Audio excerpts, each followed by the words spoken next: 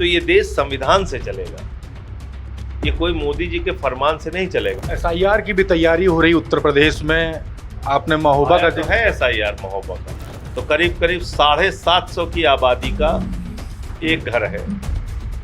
तो मुझे तो यूपी में कोई इतना बड़ा अमीर आदमी नहीं दिखता जिसके घर में 750 लोग रहते हैं। महराज मलिक से आप मिलने गए थे, डोडा के विधायक। वहां पर जब आप पहुंचते हैं आपको हाउस अरेस्ट कर लिया गया, पूरे सरकारी आवास को छावनी में तब्दील कर दिया गया। हमारे साथ बात करने के लिए आम आदमी पार्टी राज्यसभा सांसद संजय सिंह जी हैं। संजय सिंह जी, आपने एक सवाल खड़ा किया है वक्फ कानून बिल को लेकर। आज सुप्रीम कोर्ट का बड़ा डिसीजन आता है, दूसरी तरफ संसद भवन में एक लंबा समय खराब किया गया जो कि पूरे देश भर में इस समय चर्चा का विषय बना। देखिए, मोदी जी को मैं समझा रहा था कि अपने दोस्त के लिए आप इतना व्याकुल मत होइए, लेकिन वो माने नहीं। वो ज़मीनों को कब्जा करके धार्मिक स्थलों की अपने पूंजीपति दोस्तों को देना चाहते थे। तो आज सारे मोदी भक्तों को और मोदी जी को इस फैसले से सदमा लगा है। मैं जब इस कमेटी का मेंबर था और जब इस संशोधन पे चर्चा हो रही थी, तब भी मैंने कहा था कि ये संशोधन आपका गैर संवैधानिक है, बाबा साहब के संविधान की जो आत्मा है उसके खिलाफ है। तो मेरी बात नहीं मानी गई और मुझ जैसे तमाम और लोगों की भी बात नहीं मानी गई। तो ये देश संविधान से चलेगा, ये कोई मोदी जी के फरमान से नहीं चलेगा। और हमारा संविधान क्या लिखा है उसमें, धारा 26 में, कि अलग अलग धर्म के मानने वाले लोगों को अपनी धार्मिक मान्यताओं के हिसाब से पूजा अर्चना इबादत प्रेयर करने की आज़ादी होगी और अपने धार्मिक संपत्तियों के प्रबंधन की आज़ादी होगी। तो आप क्यों उनके अधिकार छीन रहे थे? और इसमें किसी भी धर्म के व्यक्ति को खुश नहीं होना चाहिए। आज वो वक्फ की ज़मीन कब्जा करते, कल को मंदिर की करते, फिर गुरुद्वारा की करते, फिर चर्च की करते। जैन मंदिर तोड़ डाला मुंबई में 90 साल पुराना।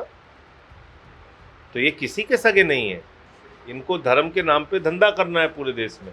अडानी को देखिए 13,000 एकड़ ज़मीन दे दिया है रक्षा विभाग की अयोध्या में। एसआईआर की भी तैयारी हो रही उत्तर प्रदेश में।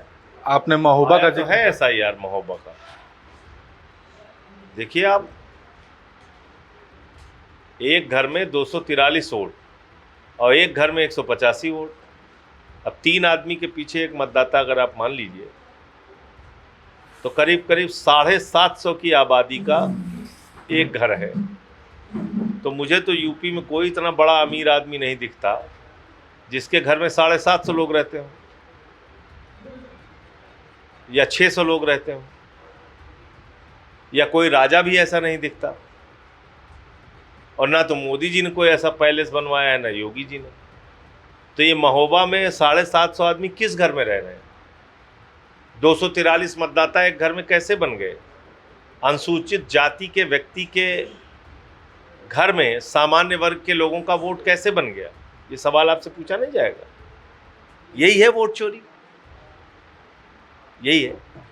महराज मलिक से आप मिलने गए थे, डोडा के विधायक। वहां पर जब आप पहुंचते हैं आपको हाउस अरेस्ट कर लिया गया, पूरे सरकारी आवास को छावनी में तब्दील कर दिया गया। पूर्व में भी आपके बड़े नेता आपको भी जेल तक भेजा गया है, अभी आपके विधायक को कैसे देख रहे हो, आगे क्या तैयारी कर रहे हैं? देखिए, हम सड़क से लेकर संसद तक और सुप्रीम कोर्ट तक लड़ाई लड़ने का काम करते हैं। तो मोदी जी और उनकी पार्टी को अगर लगता है कि ऐसे बंदर घुड़कियों से कुछ होने वाला है, तो कुछ भी होने वाला नहीं। जो उनकी मर्जी आए करें।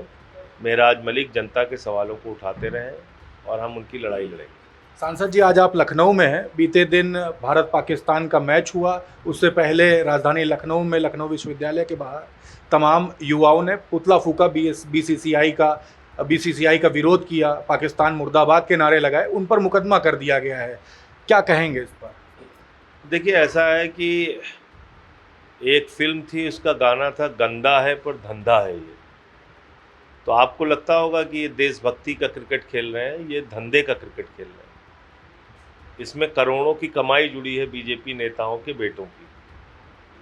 तो इसलिए आपके घर के लोग मर जाएं उनको कोई फ़र्क नहीं, सेना के जवान मर जाएं उनको कोई फ़र्क नहीं, निर्दोष नागरिक मर जाएं उनको कोई फ़र्क नहीं, बहनों के माथे के सिंदूर उजाड़ दिए जाए उनको कोई फर्क नहीं, उनको धंधा करना है, धंधा कर रहे हैं। तो ये क्रिकेट का खेल, आप बताइए, प्रधानमंत्री जी कहते थे खून और पानी एक साथ नहीं बह सकता, ट्रेड और टेरर एक साथ नहीं चल सकता, तो खून और खेल एक साथ कैसे हो सकता है? कैसे हो रहा है?